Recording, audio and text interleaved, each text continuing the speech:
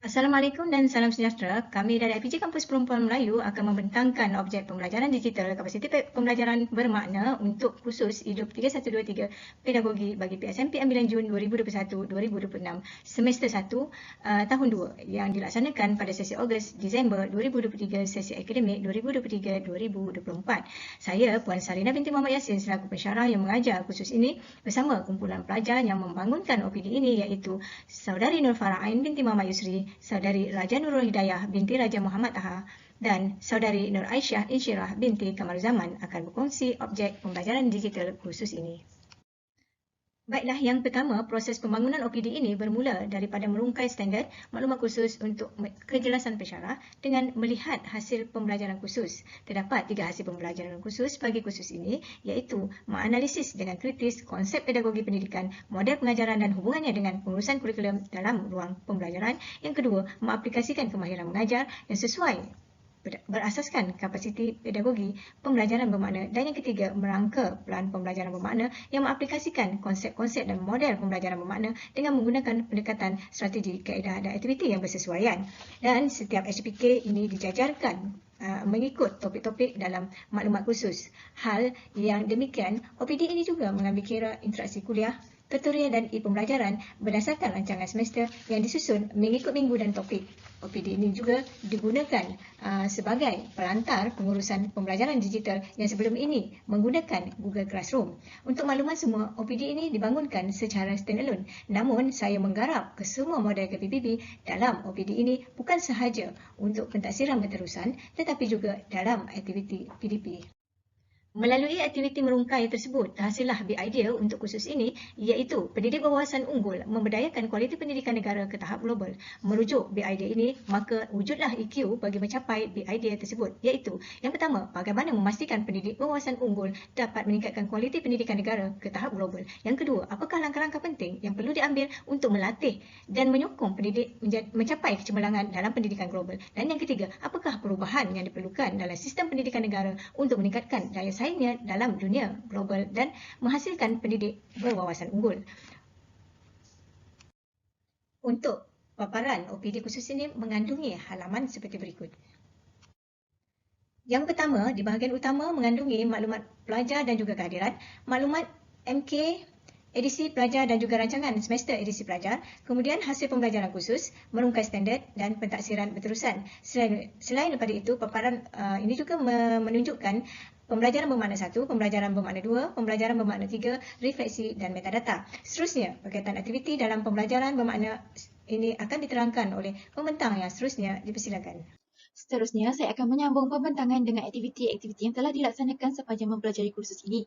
Seperti yang dipaparkan, ini merupakan halaman pembelajaran bermakna 1 yang menjurus kepada hasil pembelajaran kursus ataupun HPK 1, iaitu menganalisis dengan kritis konsep pedagogi pendidikan, model pengajaran dan hubungannya dengan pengurusan kurikulum dalam ruang pembelajaran. HPK 1 ini meliputi topik 1, berkaitan konsep pedagogi pendidikan, topik 2, model pengajaran dan topik 7, pengurusan kurikulum dalam ruang pembelajaran. Pada halaman utama bagi hasil pembelajaran bermakna 1 ini mengandungi nota-nota yang telah disediakan oleh pensyarah. Ciri-ciri konsep OPD yang dihasilkan adalah mengaplikasi konsep 6C, 3E, 3R, hasrat pembelajaran dan juga kriteria kejayaan yang disesuaikan dengan aktiviti yang merangkumi setiap topik dalam pembelajaran bermakna 1. Kemudian, sub-halaman pula dibahagikan kepada topik-topik yang terdapat dalam hasil pembelajaran khusus 1, seperti yang saya paparkan ini. Aktiviti yang dilaksanakan melibatkan aktiviti kuliah, tutorial dan e-pembelajaran yang disusun mengikut minggu dan pensyarah menyediakan tapak aktiviti mengikut unit yang diajar yang disesuaikan dengan model reka bentuk pembelajaran dan mengambil kira aspek pemanfaatan digital, rakam pembelajaran, persekitaran pembelajaran dan juga amalan pedagogi yang sesuai. Hal ini akan memudahkan kami sebagai pelajar untuk melaksanakan aktiviti dan membuat ulang kaji. Pelbagai aplikasi ataupun pelantar digital yang telah kami gunakan sepanjang melaksanakan aktiviti-aktiviti PDP. Misalnya Padlet, Canva, Google Slide, Flip dan juga Gathertown. Melalui pemanfaatan digital ini, persekitaran pembelajaran interaktif dapat menggalakkan penglibatan kami secara aktif dan juga bermakna kerana kami sendiri berpeluang untuk meneroka sendiri apa yang ingin kami pelajari. Aktiviti-aktiviti yang dilaksanakan sepanjang PDP turut mengambil kira aspek 6C, misalnya kolaboratif. Kami bukan sahaja berkolaboratif bersama rakan sekelas sahaja, kami juga turut berkolaboratif bersama-sama rakan-rakan daripada kelas lain di aplikasi Gather Town untuk membincangkan soalan tugasan yang diberikan. Ini adalah hasil daripada perbincangan yang telah kami laksanakan. Ini merupakan salah satu elemen yang terdapat dalam pembelajaran bermakna. Secara tidak langsung, elemen perhubungan dalam model pembelajaran mula juga turut terlibat apabila kami sebagai pelajar berjaya membuat tugasan secara individu dan juga berkumpulan, sekaligus meningkatkan kemahiran interpersonal dan juga intrapersonal. Menerusi aktiviti-aktiviti yang dihasilkan, kami juga boleh belajar cara belajar apabila pensyarah dan rakan-rakan memberi maklum balas terhadap tugasan yang dibentangkan. Jadi, kami dapat belajar daripada kesilapan dan juga memperbaikinya dari masa ke masa. Seterusnya, saya akan meneruskan dengan pembelajaran bermakna kedua yang terkandung satu sahaja topik, iaitu topik 6, kemahiran mengajar untuk pembelajaran murid. Dalam topik ini, kesemua 8 kemahiran telah dibahagikan kepada beberapa kumpulan bagi menyediakan slide dan menerangkan dengan lebih terperinci berkenaan kemahiran yang mereka peroleh. Bukan itu sahaja, pelajar-pelajar juga diberikan tugasan secara amali, iaitu memberikan mereka untuk membuat simulasi bagi kemahiran mengajar tersebut. Setiap kumpulan dikehendaki melaksanakan pengajaran mikro untuk setiap kemahiran yang telah ditetapkan oleh pensyarah. Setelah semua kumpulan selesai melakukannya, rakaman video akan digabungkan bermula dengan kemahiran set induksi sehingga kemahiran penutup, lalu akan dimuat naik dalam aplikasi YouTube. Tujuan memuat naik ke aplikasi YouTube adalah untuk meluaskan lagi rangkaian kami dan tidak hanya tertumpu kepada peringkat IPG Kampus Perempuan Melayu dan IPG-IPG lain, malah juga melibatkan pelajar-pelajar dari Institut Pendidikan Tinggi Awam serta beberapa orang guru profesional. Keadaan ini selaras dengan kerangka 3E yang mana di sini menekankan kepada extension, iaitu memberi penekanan kepada perluasan penggunaan teknologi. Dengan memberi pautan link YouTube kepada pelajar-pelajar lain, kepada pelajar-pelajar luar dan guru-guru, secara tidak langsung kami akan mendapatkan maklum balas yang berupa cadangan penambahbaikan sama ada dari segi pengajaran maupun penggunaan bahan bantu mengajar itu sendiri. Baiklah, saya akan teruskan pembentangan ini dengan pembelajaran yang ketiga. Pembelajaran bermakna 3 ini merangkumi 3 topik yang dipelajari dalam subjek pedagogi, iaitu topik 3, pendekatan, strategi dan kaedah pengajaran dan pembelajaran, topik 4, komponen pedagogi kontemporari dan topik 5, kapasiti pedagogi pembelajaran bermakna, KPPB. Antara aktiviti kuliah yang telah kami laksanakan adalah kami dikehendaki untuk menonton video yang telah dilampirkan dan perlu melakukan perbincangan secara berkumpulan.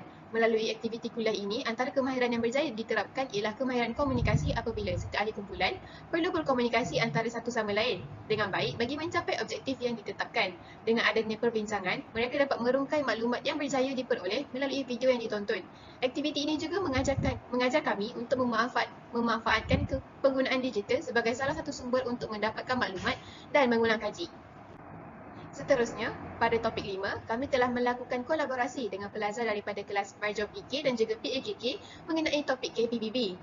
Kolaborasi yang terjalin ini membantu kami untuk mendapatkan maklumat tambahan dan memahami KPBB dengan lebih baik serta membantu kami untuk melaksanakan tugasan tutorial yang disertakan. Walaupun kursus ini tidak diinterdisiplinari dengan mana-mana kursus lain, tetapi berdasarkan tugasan tutorial yang diberi, kami dikehendaki untuk merangka pelan pembelajaran bermakna yang menggabungkan dua mata pelajaran mengikut kursus major dan juga minor. Berdasarkan kepada pengetahuan dan kemahiran tersebut, kami dapat satu kemahiran baharu yang boleh diaplikasikan dalam situasi sebenar apabila kami menjadi guru kelak, iaitu secara tidak langsung, kami belajar bagaimana untuk merungkai di SKP mata pelajaran tersebut.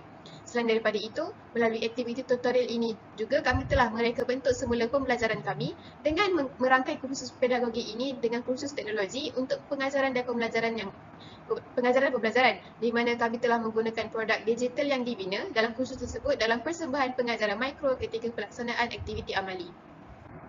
Untuk refleksi pula, kami diminta untuk berkongsi mengenai pengalaman sepanjang mempelajari kursus ini dengan menggunakan aplikasi TikTok. Aplikasi ini dipilih supaya kami dapat mendapatkan maklum balas daripada rakan-rakan di IPG serta institusi lain serta masyarakat setempat. Refleksi ini juga secara tidak langsung kami dapat memanfaatkan semua konsep yang terdapat dalam KPBB itu sendiri sepanjang satu semester mempelajari kursus ini. Ini pula merupakan metadata kami bersama dengan pensyarah yang bekerjasama untuk membangunkan OPD kursus ini. Sebagai kesimpulannya, Penggunaan Google Search sebagai objek pembelajaran digital ini membantu kami sebagai pelajar sendiri untuk mengulang kaji dengan mudah. Hal ini kerana setiap topik dan juga aktiviti yang dilakukan telah pun disusun dengan baik dan teratur yang memudahkan kami untuk mencari maklumat dalam masa yang singkat. OPD ini juga membolehkan kami untuk mengembangkan kemahiran penggunaan teknologi kami. Hal ini kerana setiap aktiviti yang dilakukan menggunakan pelbagai aplikasi secara digital yang dapat membantu kami untuk memantapkan kemahiran kami dalam penggunaan digital. Dan setiap aktiviti yang dilakukan juga membolehkan kami untuk mengaplikasikan KPBB secara langsung dan juga tidak langsung dalam kehidupan seharian. Sekian, terima kasih.